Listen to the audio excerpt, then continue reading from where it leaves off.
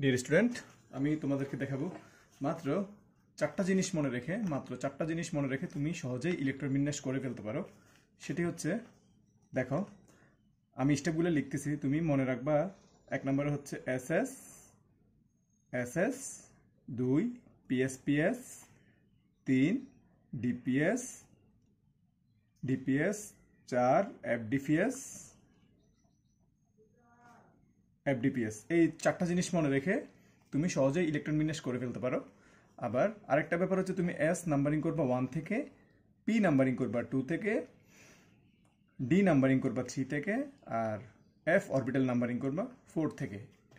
এখন দেখো আমরা কিভাবে এগুলো দিয়ে ইলেকট্রন বিন্যাস করি। শুরুতে বলছে এস 2 বার, তাহলে তুমি লিখে ফেলো এস এস, যেহেতু এস 2 বার এস এস লিখে ফেলছি।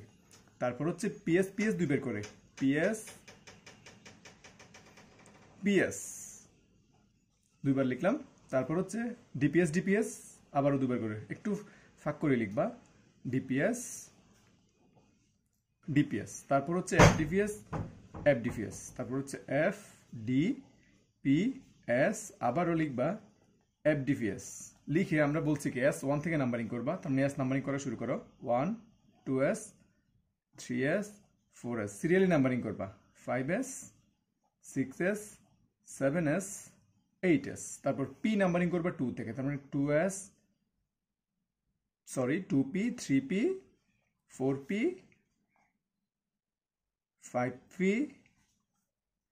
6p 7p। ডি 3 থেকে শুরু করবা, 3d 4d 5d 6d, আর এফ শুরু করবা 4 থেকে, 4 5। এখন তুমি গ্রেটার দেন চিহ্ন দিয়ে দাও, এই যে গ্রেটার দেন চিহ্ন দিয়ে দিলাম।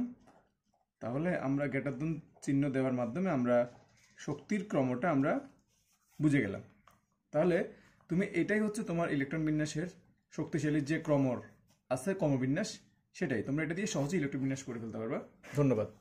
আর তোমরা যদি বিস্তারিত জানতে চাও তাহলে আমার আরেকটা ভিডিও আছে, আমি ডেসক্রিপশন বক্সে লিঙ্ক দিয়ে দিচ্ছি, তোমরা ওখানে চেক করলে তোমরা ডিটেলসে বাকি ভিডিওটা দেখতে পারবা। Thank you.